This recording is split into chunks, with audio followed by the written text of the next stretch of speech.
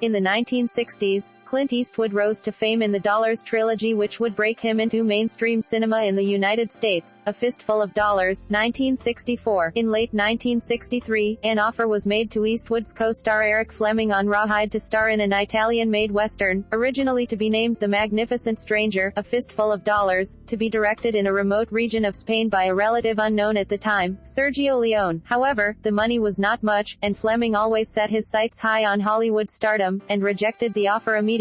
A variety of actors, including Charles Bronson, Steve Reeves, Richard Harrison, Frank Wolff, Henry Fonda, James Coburn and Ty Hardin were considered for the main part in the film, and the producers established a list of lesser-known American actors, and asked the aforementioned Richard Harrison for advice. Harrison had suggested Clint Eastwood, whom he knew could play a cowboy convincingly. Harrison later said, "Maybe my greatest contribution to cinema was not doing Fistful of Dollars," and recommending Clint for the part. Leone watched Rawhide upon the advice of Claudia Sartori, an agent working at the William Morris Agency in Rome. He viewed episode 91, Incident of the Black Sheep, dubbed into Italian. Leone intended to focus on Fleming, but claimed to find entirely distracted watching Eastwood. Leone said, "What fascinated me about Clint, above all, was his external appearance. I noticed the lazy, laid-back way he just came on and stole every single scene from Fleming. His laziness is what came over so clearly." However, Leone's claim that he was entirely distracted by watching Eastwood is somewhat contradicted by the fact that, after Fleming turned down the role, he was urged by Sartori to re-watch the episode and to concentrate on Eastwood. An offer was made to Eastwood through Irving Leonard. However, Ruth Marsh of the Marsh Agency, who had supported Clint since the 1950s, and his wife Maggie, conspired to maneuver past Leonard, when he had refused the funds to provide a reel of Eastwood in Rawhide to the Italian producers. They sent a reel to Jolly Film and agent Filippo Fortini, who had agency contacts with actor Felipe Hercent, the husband of writer Genevieve Hercent and the Italian intermediary of the Marsh Agency. Eastwood initially thought the same as Fleming. After all, he was already in a western and was tired of it, and wanted to take months off to play golf and relax. However, he was urged to read the script. A lone stranger rides into a Mexican frontier town, controlled and fought over by two gangs, and double-crosses them by playing them off against each other, while accepting money from both sides. After just 10 pages, Eastwood recognized that the script was based on Akira Kurosawa's Yojimbo. Eastwood had initially described the dialogue as atrocious, but thought the storyline was an intelligent one. Seeing potential, Irving Leonard cut Fortini out of the deal, so that the William Morris Agency would receive credit. The agreement offered Clint $15,000, an air ticket and paid expenses for 11 weeks of filming. Eastwood saw it as an opportunity to escape Rawhide and the States and saw it as a paid vacation and signed the contract, which also threw in a bonus of a Mercedes automobile upon completion. Having never met Leone in advance, Eastwood arrived in Rome in May 1964, more likely in March or April 1964, since Eastwood was scheduled to shoot a scene, Interna Miniera, with Joseph Egger on April 2 at Grotte di Salone, Rome, and, furthermore, a candid photo of him and Mariana Koch, announcing the shooting on the film, appeared in the April 2 issue of the Italian newspaper El Unita. See booklet, pages 44-45, accompanying the Per un pugno di dollari, collector's edition version Restorata, Blu-ray disc and chttp://archivio.unita.it/ and was met by the Marsh Agency contact there, writer Genevieve Hercent, rather than Fortini, along with Leone's assistants and a few journalists. Eastwood met Leone later that day. Leone showed distaste for Eastwood's all-American style of dress, but was more impressed with meeting him in the flesh than seeing him on TV. Leone recollected, "Clint arrived, dressed with exactly the same bad taste as American students. I didn't care. It was his face and his way of walking that I was interested in." Eastwood was instrumental in creating the Man with No Name character's distinctive visual style, that would appear throughout the Dollars trilogy. He had brought with him black jeans, purchased from a shop on Hollywood Boulevard, which he had bleached out and roughened up, a hat from a Santa Monica wardrobe firm, a leather bracelet and 2 Indian leather cases with 2 serpents, and the trademark black cigars came from a Beverly Hills shop. Though Eastwood himself is a non-smoker and hated the smell of cigar smoke, Leone decided to use them in the film, and heavily emphasized the look of the mysterious stranger to appear in the film. Leone commented, "The truth is that I needed a mask more than an actor," and Eastwood at the time only had 2 facial expressions, one with the hat, and one without it. Eastwood said about playing the Man with No Name character in the film, "I wanted to play it with an economy of words and create this whole feeling through attitude and movement. It was just the kind of character I had envisioned for a long time. keep to the mystery and allude to what happened in the past. It came about after the frustration of doing Rawhide for so long. I felt the less he said the stronger he became and the more he grew in the imagination of the audience. The first interiors for the film were shot at the Cinecittà studio on the outskirts of Rome, before quickly moving to a small village, Tabernas, in Andalusia, Spain, in an area also used for filming Lawrence of Arabia, 1962, a few years earlier. This would become a benchmark in the development of the spaghetti westerns. Leone would successfully create a new icon of a western hero, depicting a more lawless and desolate world than in traditional westerns. The trilogy would also redefine the stereotypical American image of a western hero and cowboy, creating a character gunslinger and bounty hunter, which was more of an anti-hero than a hero and with a distinct moral ambiguity, unlike traditional heroes of western cinema in the United States, such as John Wayne. Since the film was an Italian, German, Spanish co-production, there were major language barriers on the set. Eastwood mostly communicated with the Italian cast and crew through stuntman Benito Stefanelli, who acted as an interpreter for the production. The cast and crew stayed on location in Spain for nearly 11 weeks, during which Eastwood's wife Maggie came over for a visit. She found time to take a break in Toledo, Segovia and Madrid and regularly read Time magazine. Promoting A Fistful of Dollars was difficult, because no major distributor wanted to take a chance on a faux western and an unknown director. The film ended up being released in September, which is typically the worst month for sales. The film was shunned by the Italian critics, who gave it extremely negative reviews. However, at a grassroots level, its popularity spread, and it grossed $4 million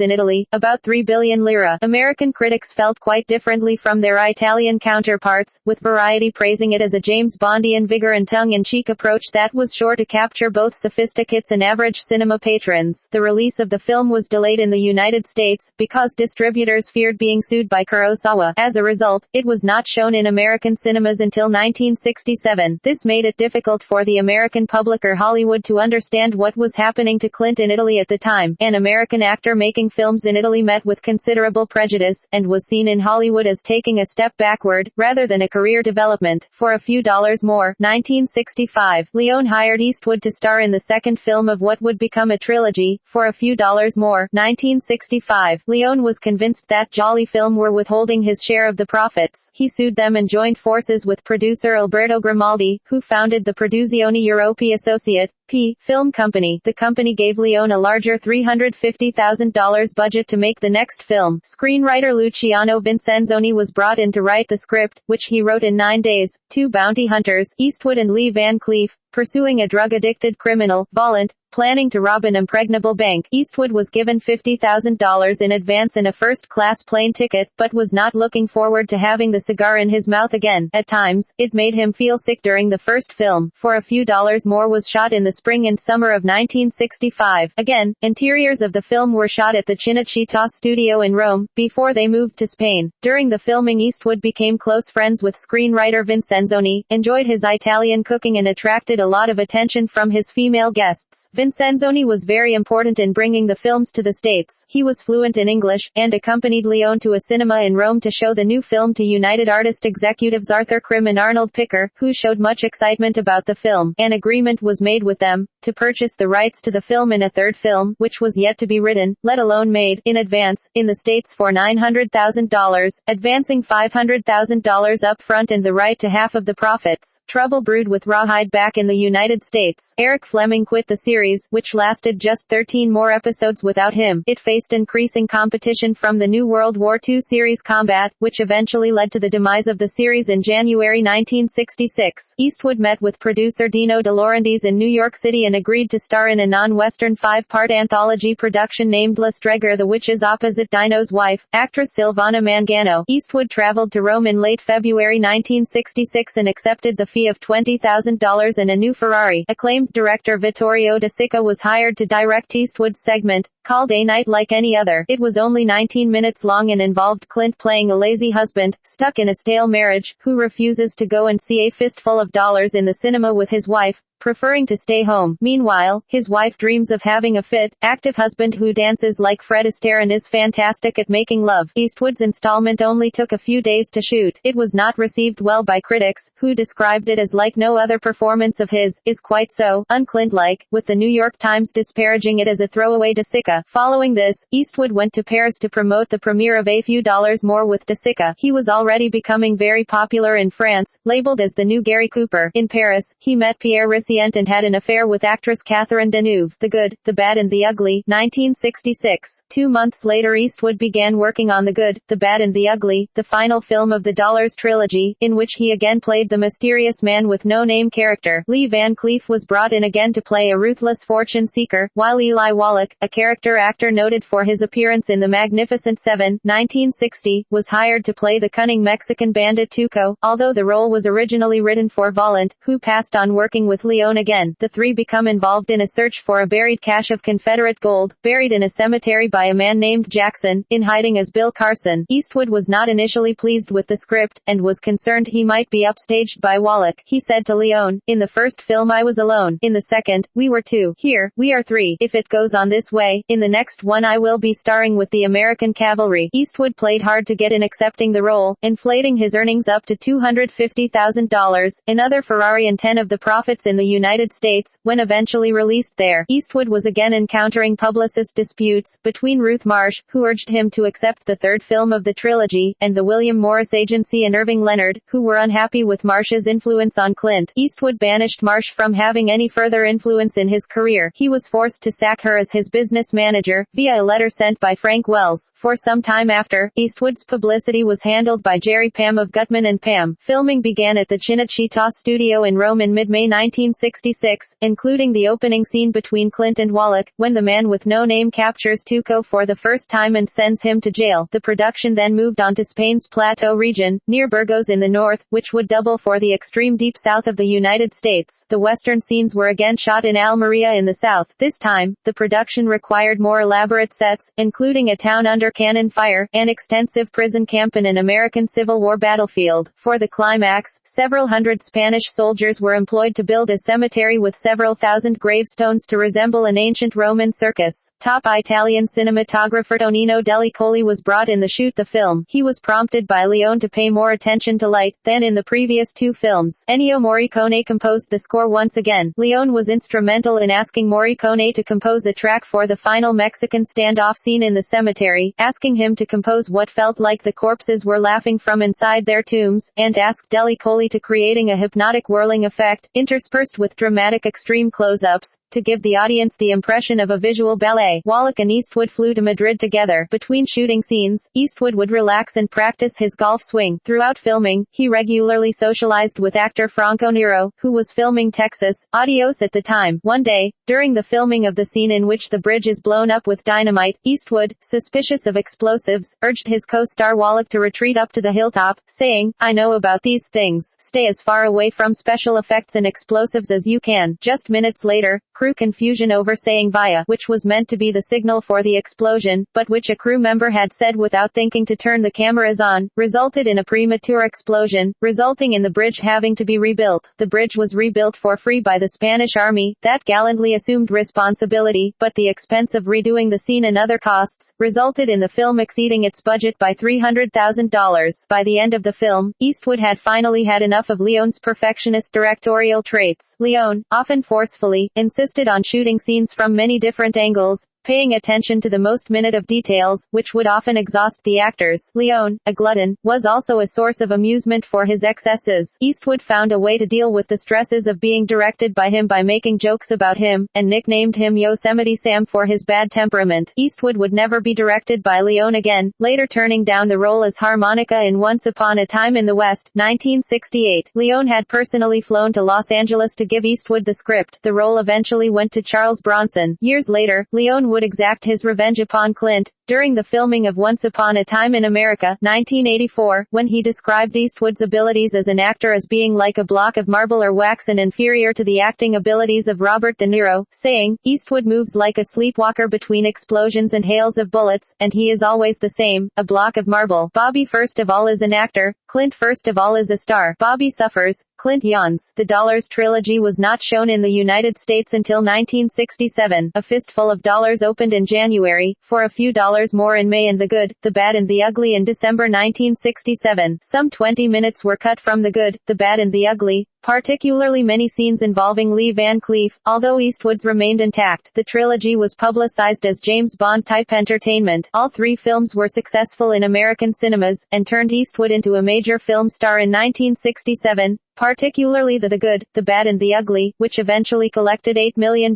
in rental earnings. However, upon release, all three were generally given bad reviews by critics, despite select American critics, who had seen the films in Italy, previously having positive outlooks, and marked the beginning of Eastwood's battle to win the respect of American film critics. Judith Crist described A Fistful of Dollars as cheap jack, while Newsweek described For a Few Dollars More as excruciatingly dopey. The Good, the Bad and the Ugly was similarly panned by most critics upon U.S. release. Renata Adler of the New York Times describing it as the most expensive, pious and repellent movie in the history of its peculiar genre. Variety commented that it is a curious amalgam of the visually striking, the dramatically feeble and the offensively sadistic. However, while Time highlighted the wooden acting, especially Eastwood's, critics such as Vincent Canby and Bosley Crowther of the New York Times highly praised Eastwood's coolness playing the tall, lone stranger. Leone's unique style of cinematography was widely acclaimed, even by some critics who disliked the acting. Post-Dollars trilogy, A New American Film Star, 1967 to 1969. Eastwood spent much of late 1966 and 1967 dubbing the English-language version of the films and being interviewed, which left him feeling angry and frustrated. Stardom brought more roles in the tough guy mold. Irving Leonard gave him a script to a new film, the American revisionist western Hang 'Em High, a cross between Rawhide and Leon's westerns, written by Mel Goldberg and produced by Leonard Freeman. However, the William Morris Agency wanted him to star in a bigger picture, Mackenna's Gold, with a cast of notable actors such as Gregory Peck, Omar Sharif and Telly Savalas. Eastwood, however, did not approve, and preferred the script for Hang 'Em High. He had one complaint, which he voiced to the producers, about the scene before the first hanging, where the hero is attacked by enemies. Eastwood believed that the scene would not be suitable in a saloon. They eventually agreed to introduce a whore scene, in which the attack takes place afterwards, as Eastwood enters the bar. Eastwood signed for the film, for a salary of $400,000 and 25 of the net earnings to the film, playing the character of Cooper, a man accused by vigilantes of a cow baron's murder, lynched and left for dead and later seeking revenge. With the wealth generated by the Dollars trilogy, Leonard helped set up a new production company for Eastwood, Mulpasa Productions, something he had long yearned for. It was named after a river on Eastwood's property in Monterey County. Leonard became the company's president and arranged for Hang 'Em High to be a joint production with United Artists. Directors Robert Aldrich and John Sturges were considered for the director's helm, but on the request of Eastwood, old friend Ted Post was brought in to direct, against the wishes of producer Leonard Freeman, who Eastwood had urged away. Post was important in casting for the film. He arranged for Inger Stevens, of The Farmer's Daughter fame, to play the role of Rachel Warren. She had not heard of Eastwood or Sergio Leone at the time, but took an instant liking to Clint and accepted. Pat Hingle, Dennis Hopper, Ed Begley, Bruce Dern and James MacArthur were also cast. Filming began in June 1967, in the Las Cruces area of New Mexico. Additional scenes were shot at White Sands. Interiors were shot in MGM Studios. Eastwood had considerable leeway in the production, especially in the script, which was altered in parts, such as the dialogue and setting of the barroom scene, to his liking. The film became a major success after release in July 1968, and with an opening day revenue of $5,241 in Baltimore alone, it became the biggest United Artists opening in history, exceeding all of the James Bond films at that time. It debuted at number 5 on Verity's weekly survey of top films, and had made its costs back within 2 weeks of screening. It was widely praised by critics, including Arthur Winston of the New York Post, who described Hang 'Em High as a western of quality, courage, danger and excitement. Clint. Meanwhile, before Hang 'em High had been released, Eastwood had set to work on Coogan's Bluff, a project which saw him reunite with Universal Studios after an offer of $1 million,